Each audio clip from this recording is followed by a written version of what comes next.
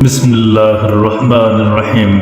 میرے دوستو، آج میں ایک چھوٹی سی آیت جس کے پڑھنے کے ساتھ ہی اللہ پاک فوری انسان کی مدد فرماتے ہیں، اس کا ذکر کرنا چاہتا ہوں کہ جو کوئی بھی مشکل میں ہوتا ہے، جو کوئی بھی پریشانی میں ہوتا ہے، اللہ پاک کیسے اس آیت کے پڑھنے کے ساتھ ہی اس کی مدد فرماتے ہیں۔ ہمارے محلے میں محمد ابراہیم بھائی رہتے تھے، ابھی بیرون ملک دعوت تبلیغ میں سال کا سفر لگا کر کے ہی آئے تھے، اور جب وہ میرے پاس بیٹھے تو مجھے بتانے لگے کہ ایک بار ایسا ہوا، میں دین سے کافی دور تھا، دین کے نزدیک کیسے آیا وہ بتانے لگے کہ ایک بار کسی اللہ والے کی مجلس میں اس طریقے سے بیٹھا کہ دعوت تبلیغ والے بار بار میرے دروازے پہ آتے، اور جب بھی آتے میں بیٹے سے کہتا کہ ان سے کہہ دے میں گھر میں نہیں ہوں۔ ایک بار ایسا ہوا کہ میں چلا گیا ان کے ساتھ اور جا کر کے بیٹھ گیا، تعلیم ہو رہی تھی، گشت کے بعد تعلیم ہوتی ہے، ظہر کی نماز کے بعد تعلیم ہو رہی تھی۔ وہاں ایک جماعت جو کسی دوسرے 4 مہینے کی جماعت آئی تھی، ان کے امیر صاحب بیان کرنے لگے اور اللہ والوں کی کارگزاریاں سنانے لگے کہ اللہ پاک کیسے دعائیں قبول فرماتے ہیں۔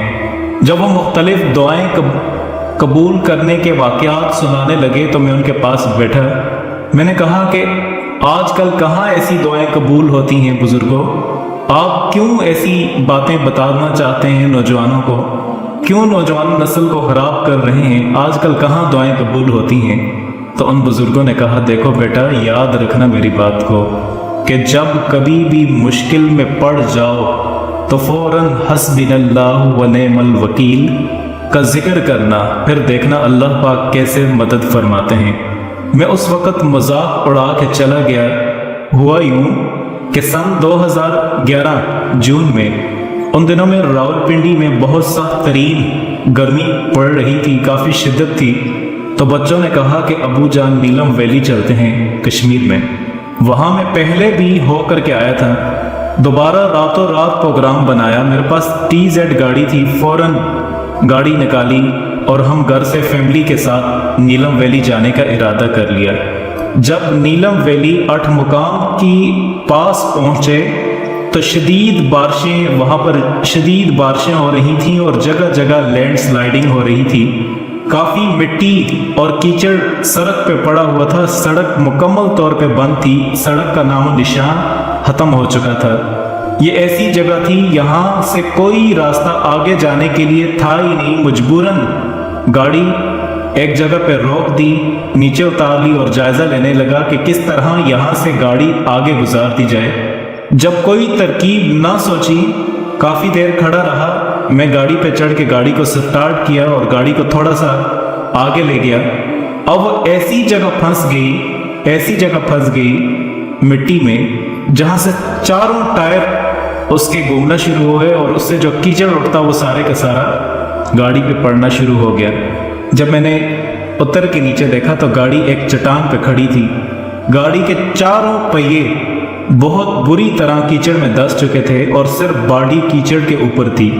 تو وہ کہنے لگے کہ میں نے جتنی کوشش کرنی تھی کر لی اور آخر میں تھک ہار گیا، بری طریقے سے ناکام ہو گیا، کہ گاڑی ایک ایسے ٹیلے پہ آ کے رک گئی تھی کہ گاڑی کا نام و نشان ہی نہیں تھا کہ اب یہاں سے آگے نکلے گی۔ میں نے وہاں پہ کافی آوازیں لگانا شروع کر دیں کہ کوئی ہو سکتا ہے ہماری مدد کو آ جائے، کوئی ہو سکتا ہے ہماری مدد کو آ جائے، لیکن دور دور تک نہ بندہ اور نہ بندے کی ذات، نام و نشان ہی نہیں تھا۔ اوپر سے شام سر پہ آ چکی تھی۔ وہ کہنے لگے کہ ایسے عالم میں نے اپنی آنکھوں سے دیکھا کہ بارش سے مٹی کے بڑے بڑے پیسز اس پہاڑی سے کٹنا شروع ہو جاتے اور آ کے روڈ پہ گرتے۔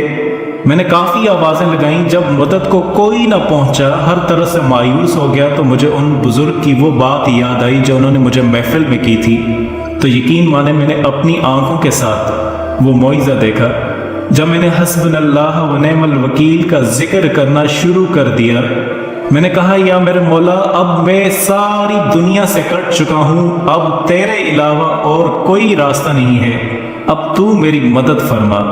جب اس کا ذکر کرنا شروع کر دیا تو دیکھتے ہی دیکھتے جس گاڑی میری جس چٹان پہ تھی، اللہ کے حکم سے وہ ایک دم سے آواز آئی اور وہ پھٹی، مٹی نے خود راستہ بنا لیا، چاروں ٹائر زمین پر لگے، میں گاڑی میں بیٹھا، وہاں سے گاڑی چلانا شروع کر دی۔ یقین مانیں کہ گاڑی ایسے چل رہی تھی جیسے پکے روڈ پر بھی نہیں چلتی۔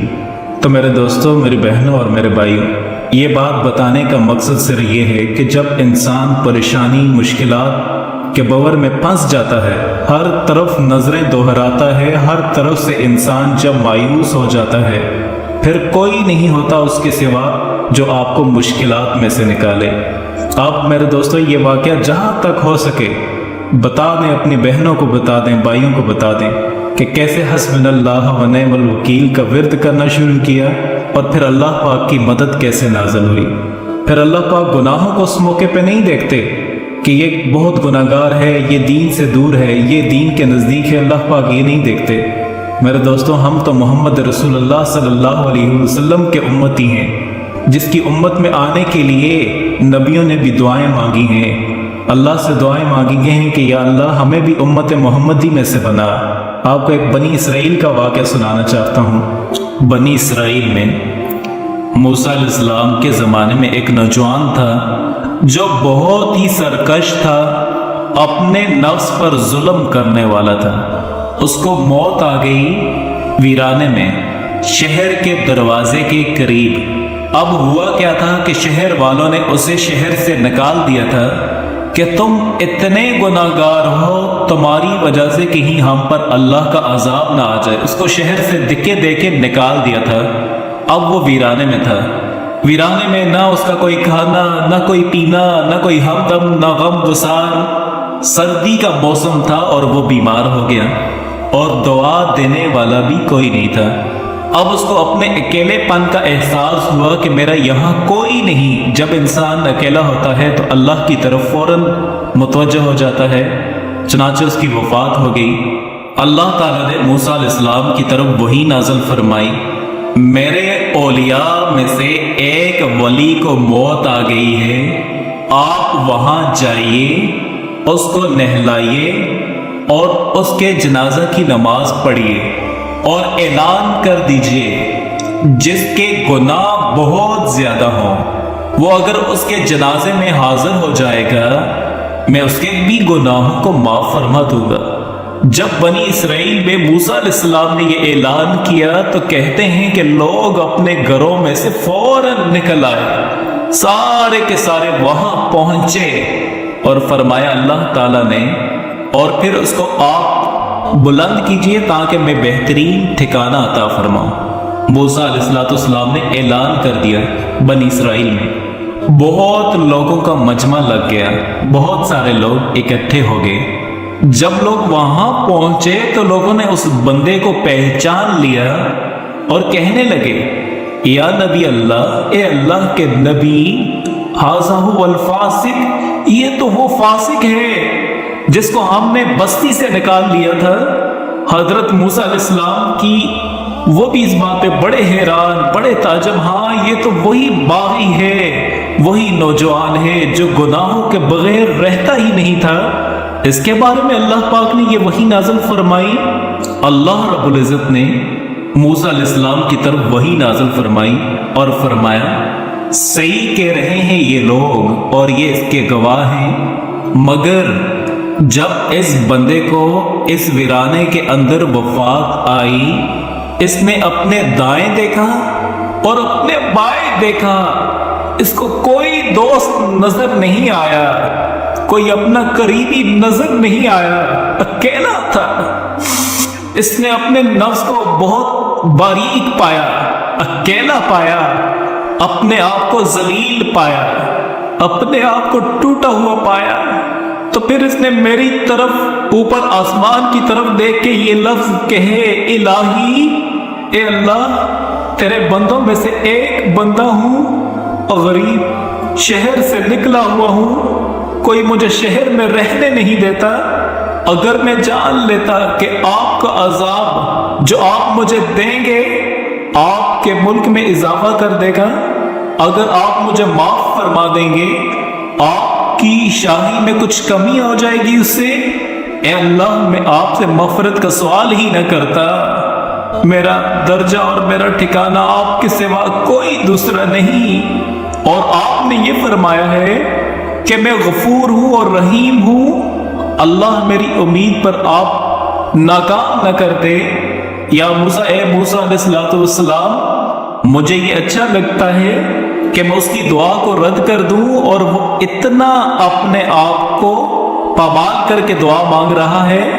उसने मुझसे मेरे ही वसीले से दुआ की, मेरे सामने गड़गड़ाया। मैं अपने इज्जत की कसम खाता हूं, अगर उसने सारी दुनिया के गुनाहगारों के बारे में मुझसे दुआ की होती, मैं उसके इनकसार की वजह से सब गुनाहों को माफ फरमा देता। अल्लाह अकबर कबीरा। वो कैसा बंदा था? अल्लाह फरमाते हैं सारी दुनिया के गुनाहगारों के बारे में अगर वो मुझसे उस वक्त दुआ मांगता तो मैं सारी दुनिया के गुनाहों को माफ फरमा देता। या मूसा, ए मूसा अलैहिस्सलाम, मैं बंदे की, परदेसी बंदे की पनाहगाह हूं, और मैं उसका दोस्त हूं, और मैं उसका रकीब हूं, और मैं उस पर रहमत करने वाला हूं। हमारा परवरदिगार कितना करीम है, कितना मेहरबान है। यकीनन हमें मांगना नहीं आता, अगर हम सही तरीके से मांगे तो रब करीम यकीनन हमारे तमाम गुनाहों को माफ फरमा देंगे और हमारी जरूर मदद फरमाएंगे। इस वीडियो को ज़्यादा से ज़्यादा शेयर करें और इस्लाम को दूसरों तक पहुंचाने में हमारा साथ दें। सब्सक्राइब कीजिए हमारे चैनल और दबाइए बेल का आइकन ताकि आपको रेगुलर नोटिफिकेशन अपडेट्स मिल सके।